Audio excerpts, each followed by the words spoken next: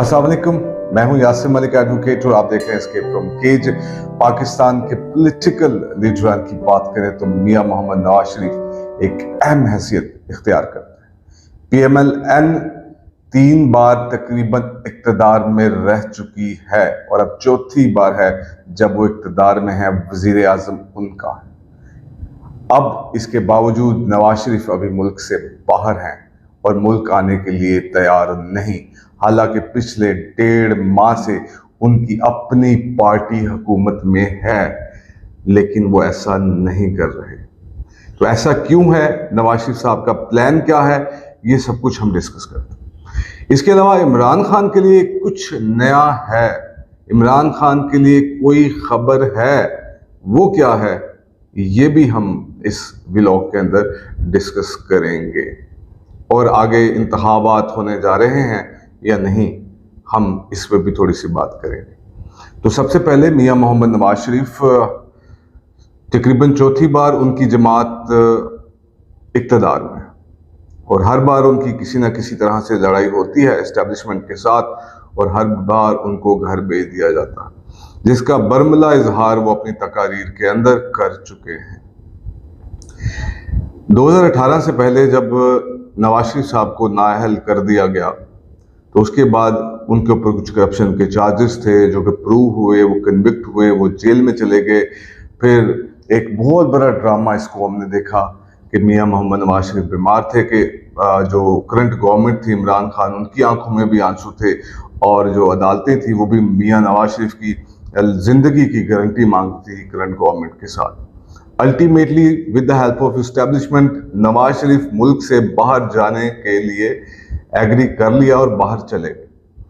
उसके बाद कुछ हफ्तों में उन्होंने वापस आना था, जिसका आजकल के वज़ीर शहबाज शरीफ साहब ने एफिडेविट भी दिया, लेकिन नवाज शरीफ साहब नहीं आए। इसके ऊपर बहुत सारे मीम्स सोशल मीडिया के ऊपर देखे गए, इसके ऊपर ना जाने किस तरह का तंज किया गया, लेकिन मियां मोहम्मद नवाज शरीफ इस मुल्क में वापस नहीं आए। इसकी एक वजह तो ये थी कि मियां साहब को हमेशा से चीज़ें मैनेज करके साथ लेके चलने का आदत था। वो तमाम विक्टिमाइजेशन और वो तमाम प्रेशर यहाँ रह के हैंडल नहीं कर पाते थे, जिसकी वजह से उनका जो फेम है वो ग्रेजुअली डिक्रीज भी होना शुरू हो गया था। यही एक डिफरेंस था नवाज शरीफ और इमरान खान के दरमियान में कि इमरान खान पिछले 16 माह से पाकिस्तान के अंदर विराजमान है और नवाज शरीफ पहले 3-4 माह के अंदर ही इस मुल्क से बाहर चले जाते हैं। अब उनकी गवर्नमेंट होने के बावजूद भी वो मुल्क वापस क्यों नहीं आ रहे? क्योंकि चीज़ें सेटल नहीं हैं। जुडिशरी से अब वो सपोर्ट हासिल नहीं है। इस्टेब्लिशमेंट और जुडिशरी के दरमियान एक ना दिखने वाली लाइन मौजूद है कि हर फैसला वो नहीं होगा जो पाकिस्तान की इस्टेब्लिशमेंट चाहती है। अगर मियां नवाज शरीफ आते हैं पाकिस्तान के अंदर तो कहीं ना कहीं वो अदालतों के रहमो करम पर होंगे। आल्दो के पाकिस्तान का जुडिशल सिस्टम खास लोगों को ऐसे सपोर्ट करता है जिसकी नज़ीर, जिसकी मिसाल शायद कभी ना मिले। जिस तरह से मियां नवाज शरीफ इस मुल्क को छोड़कर गए, वैसी नज़ीर, वैसा फैसला भी पूरी दुनिया के अंदर आपको देखने को नहीं मिलता कि कन्विक्टेड आदमी को आप इलाज करने के लिए एक 50 रुपए के स्टाम्प पेपर और एफिडेविट पे बाहर भेज देते हैं। अच्छा, ये एफिडेविट देना ये एक बहुत बड़ी बात होती है, किसी चीज़ की गारंटी देना ये एक बड़ी बात है, लेकिन क्योंकि पाकिस्तान में रूल ऑफ लॉ नहीं है, पाकिस्तान में हम कानून को मजाक की तरह देखते हैं। पाकिस्तान में जो भी ताकतवर है वो कानून को अपने जूते की नोक पे रखता है, तो इस तरह के फैसले आते रहते हैं। ये फैसले सुन के, पढ़ के, देख के पूरी दुनिया हम पे हंसती भी रहती है, लेकिन हमें इस चीज़ का मलाल नहीं होता। मसला ये था कि 16 माह के अंदर अगर इमरान खान को आज किसी ने बचा के रखा है तो वो पाकिस्तान की जुडिशरी ने, नहीं तो इमरान खान साहब के साथ वो कुछ हो जाता जिसकी शायद हमें कभी नज़ीर भी ना मिलती। यही बात सिर्फ नवाज शरीफ को तंग किया जा रहा है। वो उन्होंने 2200 दफ़ा अपने आने की डेट का ऐलान किया, उसके बाद फिर नहीं आए क्योंकि चीज़ें मैनेज नहीं हो पाई। उनका जो भाई है शहबाज शरीफ, वो आजकल वज़ीर आज़म है, जिनको वज़ीर आज़म बनने का इतना शौक था कि वो शौक में वज़ीर आज़म बने और शौक में इस मुल्क को दाव पर लगा दिया।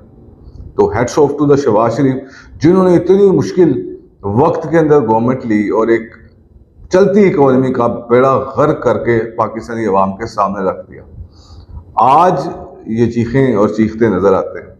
प्लान ये है कि किसी तरह ये जो अता बंदयाल साहब हैं ये अपने ओहदे से रिटायर हो जाएं, अगला चीफ जस्टिस जो काजी फायज ईसा साहब हैं वो आ जाएं और जुडिशरी भी उनकी अपनी जेब में आ जाए। काजी फायज ईसा साहब को भी इसका थोड़ा सा एहसास करना चाहिए कि they are the next chief justice of Pakistan, और उनको इस चीज़ का एहसास करना पड़ेगा कि भाई साहब अगर वो चीफ जस्टिस बनने जा रहे हैं they must be seen neutral person. अगर वो न्यूट्रल पर्सन नहीं नजर आते तो फिर थोड़े से डाउट्स क्लियर होते हैं। किसी दुनिया के किसी दूसरे मुल्क के अंदर किसी भी ऐसे शख्स को जो न्यूट्रल नजर ना आ रहा हो या न्यूट्रल ना रहा हो कभी भी ओहदे पर फाइज नहीं किया जा सकता। लेकिन चलो पाकिस्तान है तो पाकिस्तान में सब कुछ हो सकता है। इसके साथ साथ प्लान है कि इकोनॉमी को किस तरह ग्रो किया जाए, लोगों को थोड़े से रिलीफ दिए जाए। लेकिन आफ्टर ये जो IMF के साथ हमने कॉन्ट्रैक्ट साइन किया है इसके बाद बिजली के बिल मजीद महंगे करने पड़ेंगे, टैक्स इम्पोज करने पड़ेंगे और बहुत सारे बम गिराने पड़ेंगे से अवाम के ऊपर। There is no relief for the people of Pakistan. तो अब बात यह है कि नवाज शरीफ साहब की इक़्तिदार में आने के चांस कैसे पैदा होंगे, और नवाज शरीफ साहब को अगर अदालतों ने ही धर लिया और वो तमाम चीज़ें सेटल्ड ना हुई तो फिर क्या दोबारा कोई नवाज शरीफ साहब को बाहर जाने देगा? चलो मान लेते हैं कि ये पाकिस्तान है, यहाँ कुछ भी पॉसिबल है। लेकिन अगर ऐसा इस बार ना हुआ, क्योंकि वो आपने कहावत सुनी होगी कि शेर आया और कभी कभी शेर आ भी जाता है।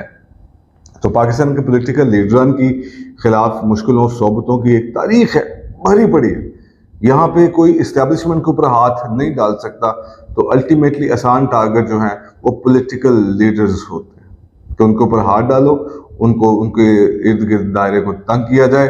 जुडिशरी भी साथ है, इस्टेब्लिशमेंट भी साथ है, ये खेल चलता रहता है। यानी कि समीउल्लाह टू कलीमुल्लाह, कलीमुल्लाह टू समीउल्लाह, ये सारे खेल चलते रहे। अब मियाँ साहब जब तक चीज़ें मैनेज नहीं कर लेते, उनका प्लान ये कि काजी फायज ईसा आ जाए, कुछ थोड़े बहुत रिलीफ अवाम को दे दिया जाए, उनके इक़्तिदार में आने का रास्ता साफ कर दिया जाए, फिर वो पाकिस्तान आएंगे। ये है प्लानिंग मियाँ मोहम्मद नवाज शरीफ साहब की। और ये जो बार बार डेट्स अनाउंस करते हैं, डेट्स अनाउंस करने का सिर्फ वाहिद मकसद एक है। वो मकसद सिर्फ इतना है कि भाई साहब के जो उनके वोटर्स हैं, जो सपोर्टर्स हैं, उनको जो है वो इंटैक्ट रखा जाए, उनको मोटिवेट रखा जाए। इसके अलावा इसका कोई मकसद नहीं है। तो चीज़ें मैनेज करने के बगैर नवाज शरीफ साहब ने तमाम अपनी चेक लिस्ट जो है वो अपने भाई साहब को और अपनी पार्टी को पहुंचा दिया है कि ये चेक लिस्ट कंप्लीट करके मुझे बताएं तो फिर मैं पाकिस्तान आऊं, अदरवाइज मैं पाकिस्तान नहीं आऊंगा। इक़्तिदार का रास्ता भी तो नहीं है। पीपल्स पार्टी से भी तंग है क्योंकि अल्टीमेटली पीपल्स पार्टी उनको डॉज तो करवाएगी। ये एक कुदरती तो इत्तेहाद है नहीं, नेचुरल नहीं है, अननेचुरल। जब चीज़ें अननेचुरल होती हैं तो कहीं ना कहीं दगा आता है, कहीं ना कहीं ढस आती है। ये सब कुछ भी मियाँ नवाज शरीफ के माइंड में है।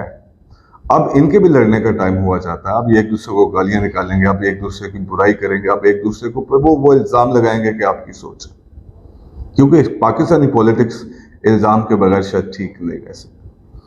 मीनवाइल अब इमरान खान साहब को नाअहल करना है। अब आप देखेंगे इमरान खान साहब के लोगों को उनके खिलाफ मजीद प्रेस कॉन्फ्रेंसेस करते हुए, मजीद वादा माफ गवाह बनते हुए, मजीद केसेस के अंदर इमरान खान को करते हुए। देखिए, एक शख्स के ऊपर जिसके ऊपर 200 से ज़्यादा FIRs हैं, उसकी गिरफ्तारी करना कोई मुश्किल काम नहीं। किसी ना किसी केस में किसी ना किसी दिन बेल खारिज होगी और इमरान खान साहब खुदा हाफिज कह के जेल की तरफ रवा दवा हो जाएंगे। लेकिन क्या इमरान खान साहब को इस तरह माइनस कर लेंगे?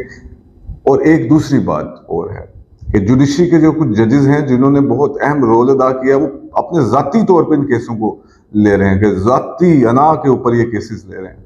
उनको किसका प्रेशर है, उनको कौन लोग बता रहे हैं, उनको कोई जवाब प्रोवाइड कर रहे हैं।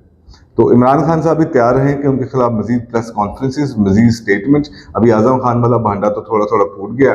अभी KPK से या जनूबी पंजाब से कोई वादा माफ गवाह बनेगा जो क्या बताएगा कि इमरान खान से ज़्यादा करप्ट आदमी कोई नहीं है। ये बात भी मार्क कर लें, और ऐसा होने जा रहा है। शायद 8 अगस्त से पहले पहले हो जाए। अल्टीमेटली असेंबलीज को तो डिसॉल्व होना ही है। अब आ जाए 2023 में इलेक्शन होंगे या नहीं। अगर तो इमरान खान को माइनस नहीं किया जा सका अगर इमरान खान को 2023 के इलेक्शन से पहले माइनस नहीं किया जा सका तो इलेक्शन किसी सूरत 2023 में नहीं होने जा रहा। लेकिन ये इस्टेब्लिशमेंट के लिए इम्तिहान है। Ultimately they have to they need the support of IMF। ये तो इस्टेब्लिशमेंट के लिए या पॉलिटिशियंस के लिए IMF की सपोर्ट होती है, इससे आम पाकिस्तानी का कोई ताल्लुक नहीं होता। अगर इनको सपोर्ट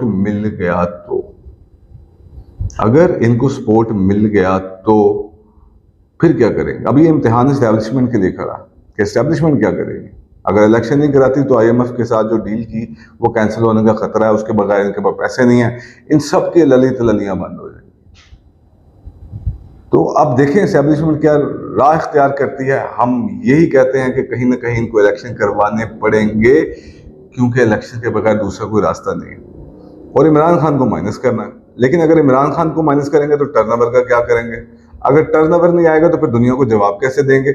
नाउ बंद कमरों के अंदर, ड्राइंग रूम्स के अंदर सारी बातें ये हो रही हैं कि आखिर इसको कंटेन कैसे करना है, इस मसले से बाहर कैसे निकलना चाहिए, अगला लाएअमल और प्लान क्या है, जिस पे हमने कहा था कि इमरान खान को मजीद एहतियात की जरूरत है, उनको एहतियात करनी चाहिए। आज के वीडियो से इतना ही, फिर मिलेंगे। अल्लाह हाफिज।